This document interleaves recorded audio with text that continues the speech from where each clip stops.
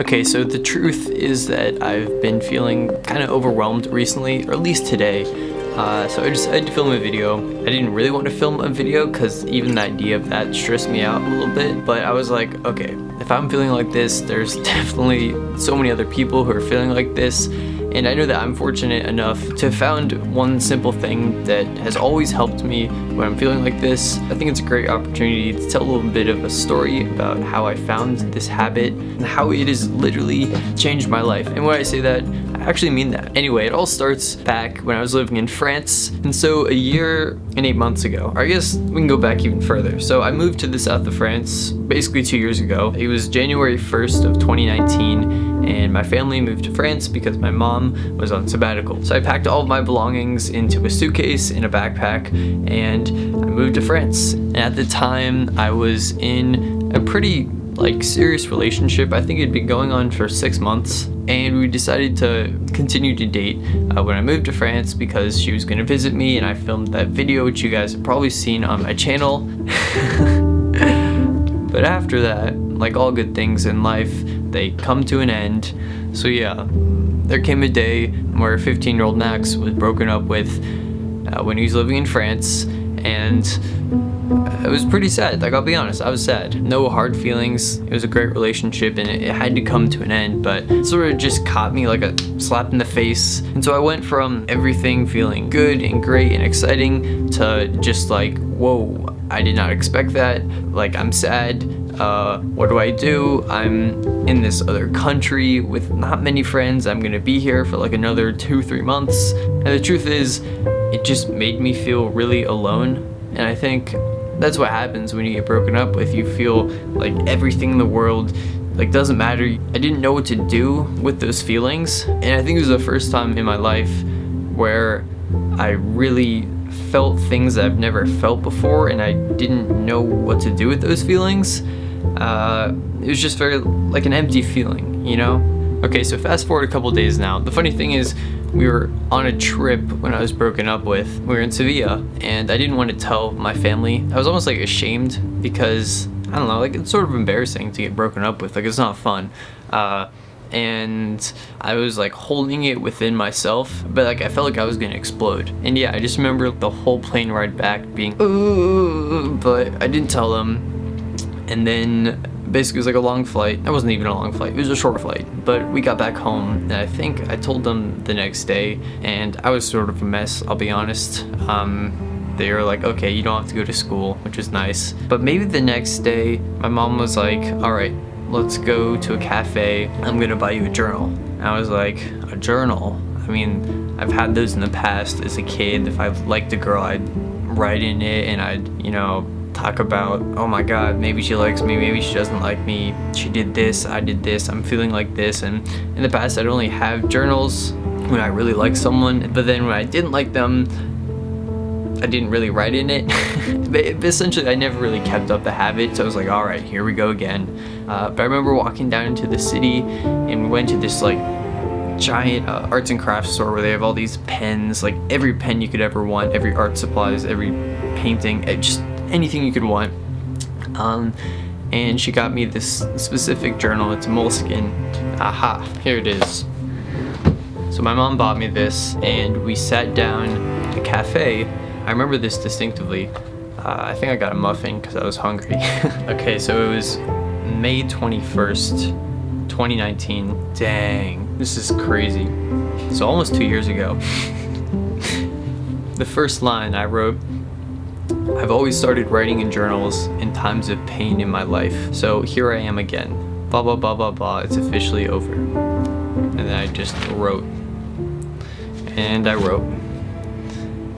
And then I started writing about YouTube. Anyway, this journal served as sort of like a friend when I didn't know who I could talk to at the time. Obviously, you can talk to your parents, and that's great. You can talk to your friends a little bit, but there's only so much they can say and only so much they want to listen to, because eventually you're just going to be sad and they're like, sorry, you know, like there's only so much a friend can support you. You get the point. You can just be completely with yourself about how you're feeling and not hold anything back. And it really helped me. Looking back on the experience, it was really foundational for me because it was the first time that I was really processing my experiences while living there. Obviously I was filming and talking a little bit and processing, a bit while I was living there, but this was a deeper form of introspection for me, and I found it really helpful. Suddenly it was like a week later, and the crazy thing was it only been like a couple days after I started writing, and I was feeling happy, and I was going on runs, and I was excited about YouTube again, and I almost felt better than I did before I was broken up with, because something about being broken up with just got me excited about reinventing a new version of myself. And I don't really talk about this often on the channel, or I haven't at all. I don't really talk about, France changing me, but it was really getting broken up with that changed me and just jump-started me as a person. And that's when I really got excited about YouTube. That's when I was like, alright, it was not that I wanted to like prove anything, but it was more of a, alright, I've been knocked down, let's see how high I can go, if that makes sense. I sort of viewed it as my rock bottom experience or feeling during my time abroad there as a whole. So once I sort of felt all of that and I got it all out of me, it was relieving. And I think simply just writing alone helps you feel better because you're getting it out of your head. And once it's out of there and here, you can start introducing fresh ideas into your mind. And that's what happened with me.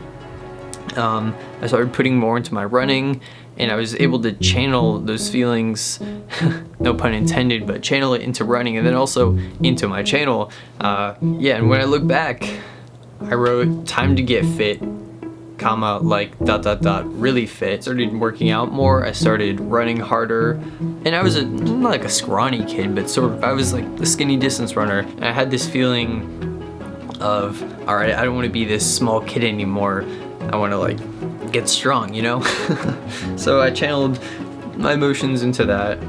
There's a lot more in here that's really interesting, and I predicted a lot of the things that actually happened with YouTube. It's crazy to just have a peek into my mind and what I was writing and thinking, and I'm gonna save that for a different video. I think it'll be cool to make a whole separate video talking or diving into the journal that I had while I was living in France. Long story short, this journal was there for me during my darkest time while I was in France, and it allowed me to get all my emotions out and to refocus, to restart, refresh, and I got excited about myself again in my life and creating a new version of myself that I was happier with. And yeah, throughout my time there, I continued to write in it, and it was there for me. And so that sort of sets up the premise of all this and why I started journaling. But before we get into how I use journaling now and why I think it's so important and how it's continued to change my life, I just wanted to say that this video is sponsored by Skillshare. Okay, so I recently took this class on Skillshare by Yasmin Cheyan on journaling prompts for gratitude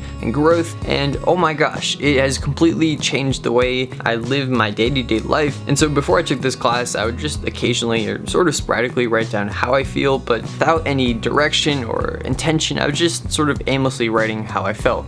And so taking this course has completely changed the way I journal on a day-to-day basis, and it's unlocked these techniques which have just made it so much easier for me to journal, and I just find it crazy how much a simple course like that can just radically change the way how I feel and how I act. And yeah, I just really recommend that you check out this course if you're looking to get into journaling. It's a great way to start. But if you're not interested in that, the great thing about Skillshare is that they have courses on literally anything you're interested in. From painting to photography to business, Skillshare is an online community with thousands of courses for any creatives or just genuinely curious people. You get to learn what you want, when you want, which I think is the most important thing because that takes the stress out of learning, and I think that's what really fosters lifetime learners. So the first 1,000 people to use the link in the description will get a free trial of Skillshare Premium membership, and after that it's only around $10 a month, and this will unlock unlimited access to any course you're interested in taking whenever you want, and you can honestly just let your creativity guide you. Alright, thank you again to Skillshare for sponsoring this video. It really helps support my channel, and it's also for a great cause because learning is just really important. Alright, that's all for now. Let's get back to the video. Alright, so that's enough talking for now. I'm gonna pause the story and I'm gonna actually just start journaling and going through everything that I need to get through right now and literally just show you what I'm gonna be writing down and how I use journaling to help me and how you can also use it. And then after that, I'll cover maybe some scientific facts or studies, or back it up with some, knowledge. Okay, so as many of you know, I am a student. I'm still in high school. I'm in my senior year. I run a clothing line and business, Perspectopia. I make videos here on YouTube. And then another aspect of my life that many of you don't know about maybe is that I run really competitively. So I'm a student athlete, business owner, and I also have a personal life, relationships, family. So if you think about it, that's 5 major things in my life that I'm trying to balance: work, family, life, relationships. And at times I'm really good at balancing it all and managing it. But then there's other times where maybe I'm putting something off, and eventually it just gets to a point where I can't ignore it anymore, and it all feels like a lot, and then I just get really overwhelmed, and I'm like, I can't do anything. When this happens, which it does, it's a pretty overwhelming feeling. Obviously, I mean, I just said it's overwhelming, but it's a big emotion, and it paralyzes me, like I said. But usually one aspect of my life is not where I want it to be. Usually I can maybe balance 3 or 4 aspects of my life pretty well. Like I can be making videos, YouTube can be going well, my relationships can be going well, but then maybe my running is suffering a little bit more. So it's really hard to find the perfect equilibrium and balance between all 5 facets or sectors of my life. So back to journaling. What I like to do when I start is, there are usually things that need to be done, things that I can't ignore, things that have deadlines. And for me right now, that's a couple of things in different areas of my life. So first, I like to write the date in the top corner, just so that I can look back and know when this was happening in my life. So today is February 15th, 2/15/21. I think in America, it's a bit different the way we write the date. We put the month first, then the day, then the year. I think in Europe, it's the day, the month, then the year. I'm pretty sure. Maybe it's Europe, maybe it's just other countries, similar to like the metric system perhaps. Yeah, date first, then I write things I need to do. So these are time sensitive things that are fresh on my mind and usually are a source of stress. These things are a source of stress because I don't want to forget them. So it's just nangling in the back of my mind, which in and of itself leads to you feeling overwhelmed. So just writing it down helps. So I'm just gonna write a couple of things that I need to do down right now.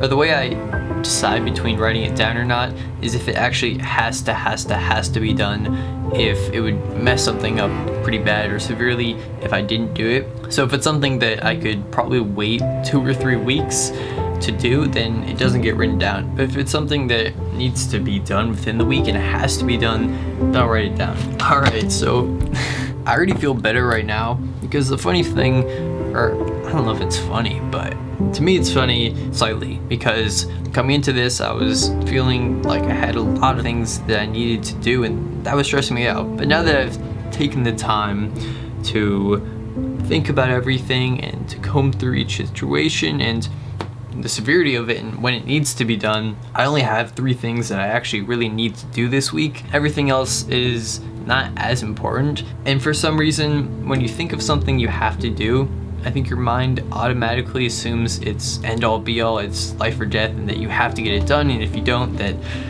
it starts to stress you out. And yeah, I think when you actually take the time to analyze everything, you realize, oh, actually, most of what I have to do isn't that important, and it's not going to be life or death. Yeah, I only have 3 things that actually really need to get done, and just knowing that it's not as bad or not as many things as I thought it was, it just eases my stress. And it's also tangible and it's on paper and I know where it is. The great thing about journaling, and I heard this somewhere, maybe I read it somewhere, I don't know exactly the source, but I was reading this article, I think, on journaling and the benefits of it, because I was curious about the science and the psychological reasons behind why it was helping me, why I suddenly felt so good. Even by writing for like 10 minutes, I just felt relieved and more like myself again. And I wanted to understand why it had such a profound effect on my mental clarity and just feelings. And one of the things written said, trying to find a way to word it, but essentially you're letting your journal worry about things for you. And what that means is if you're worried about something and you're stressed about something, but you're not necessarily doing anything about it, it's just in the back of your mind causing more mental clutter, and it's just in there and it's stuck in there, and it's really hard to get it out there. But if you're able to write it down, what you can do is let your journal worry for you. And I know that sounds kind of silly, but I found that if I have something that's pressuring and just in my mind, writing it down gets it out of my mind for some reason, because then I don't have to worry about forgetting about it, and it's tangible. And I don't know how to explain it, but you're essentially letting your journal worry for you, and it just frees it up by getting it out. It's the same thing with tasks that you have to do, and then also general feelings of being worried about something, and just writing about the situation. It's sort of like having a friend listen to you, taking on more of the emotional baggage instead of you carrying it around with you. And the great thing about journaling is you don't have to unload that onto a person. You can unload it onto some paper, which is, I think, strong enough to handle it. So I don't know if that's a technique, or I don't know the correct per se nomenclature for letting your journal worry for you, but it works for me. We're gonna take out our ruler and then just boom, draw a line. And now we have the most important things that we need to get done at the top. So now I think it's helpful to, split up my life into the 5 categories or main sectors of my life and go through each one and figure out what I need to do for that. So yeah, the first category in my life right now is running. I'm just gonna write what things are going well, what things I need to do, what things I can improve on, and just general how I'm feeling about running in my life. Just getting out the emotions, the feelings, just how that's going.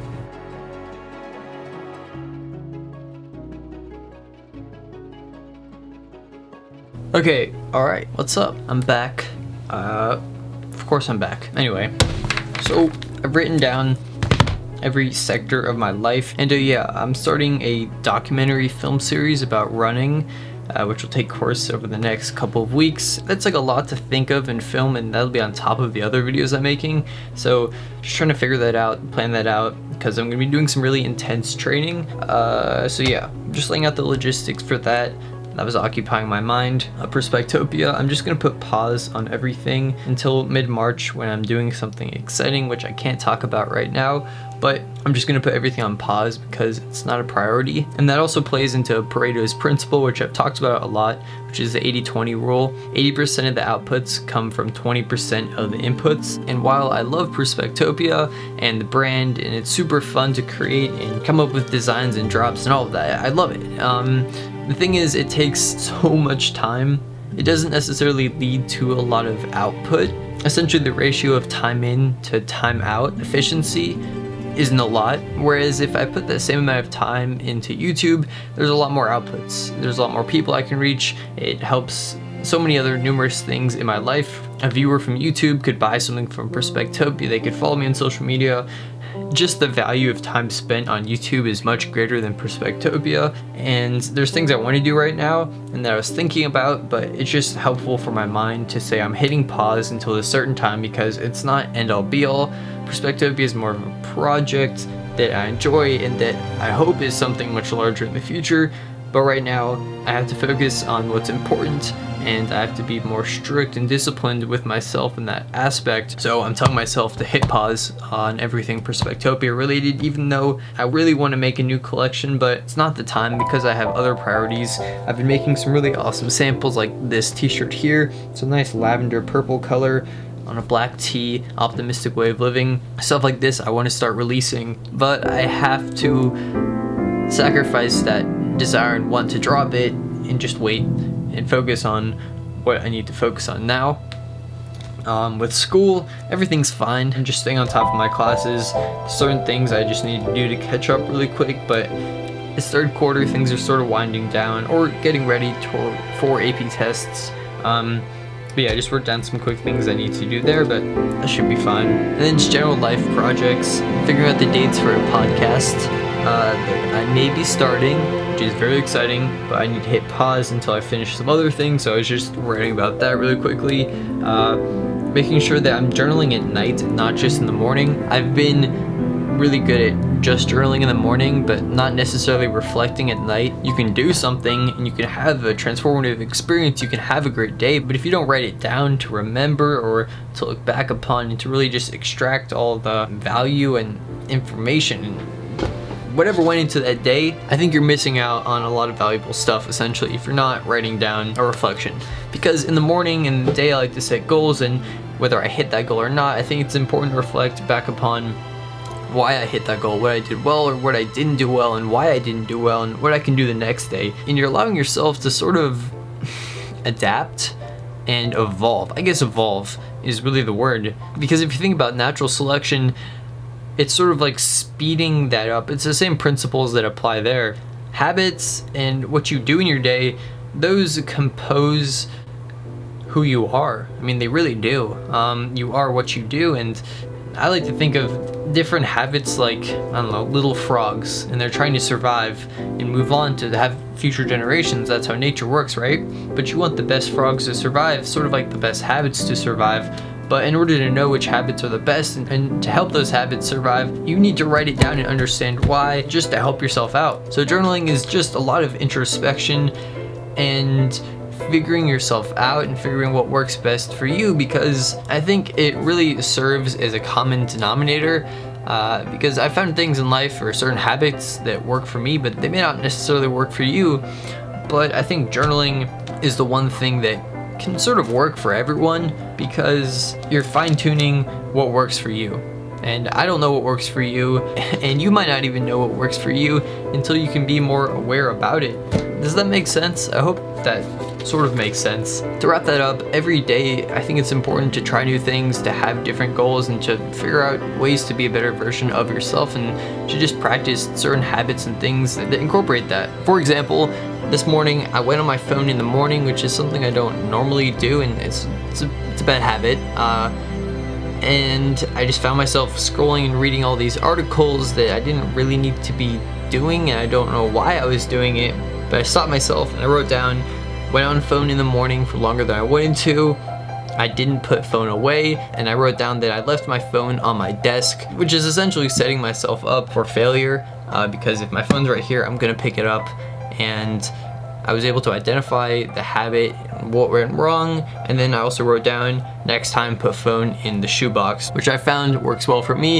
If I need to focus, I need to work, it helps for me to just put my phone in another area far away from my desk, because I've identified that when I have my phone on my desk, I tend to pick it up and use it for longer than I want to. So that's an example of how I'm able to use journaling to identify something that's happened and what's gone wrong, rather than just thinking, oh, I went on my phone and I didn't want to, and that just being it right there. That's not necessarily being proactive about identifying the habit and figuring out what you can do to fix that. While it's great to be aware, and that's a great first step, I think it's important to have sort of a plan to action. I think that's what it's called. But just adding more awareness about what you can do next time and why that happened, I think is really crucial.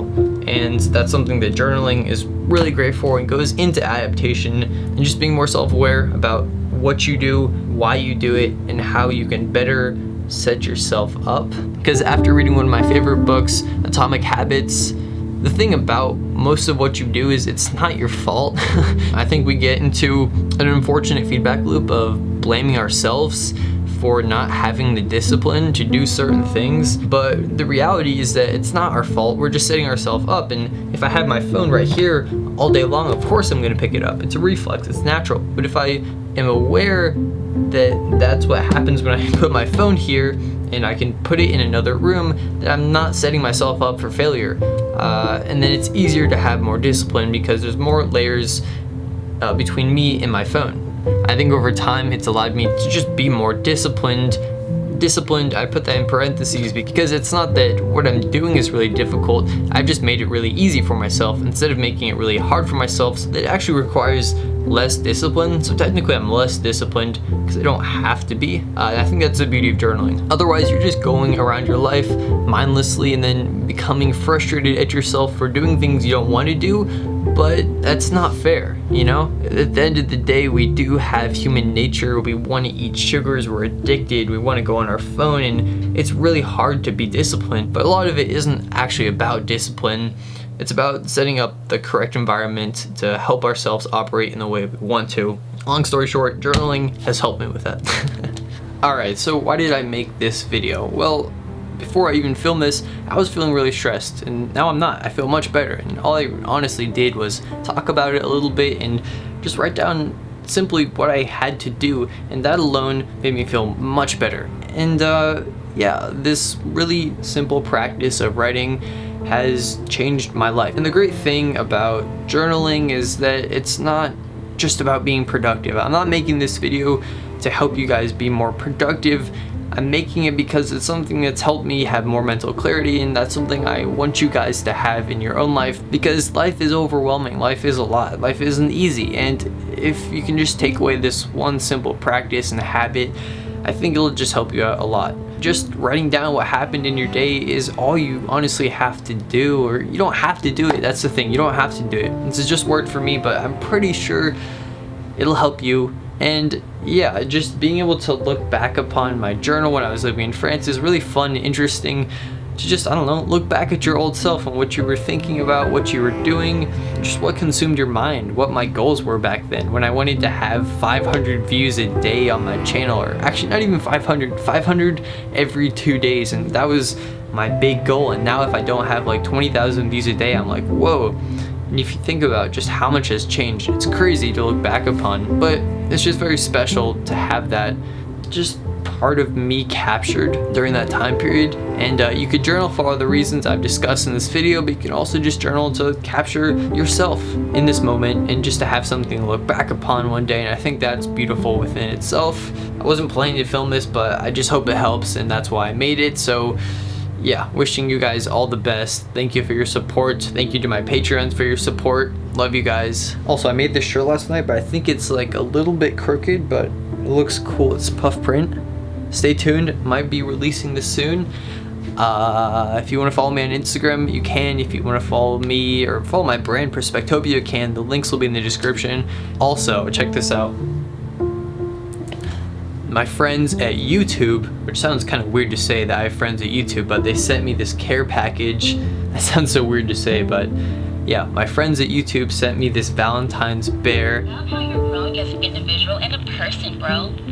It's great watching you express yourself and reminding everyone how their perspective can create a better mindset to do things or change how they would normally assess a situation, etc. Excited to continue to watch you develop yourself into an even greater person.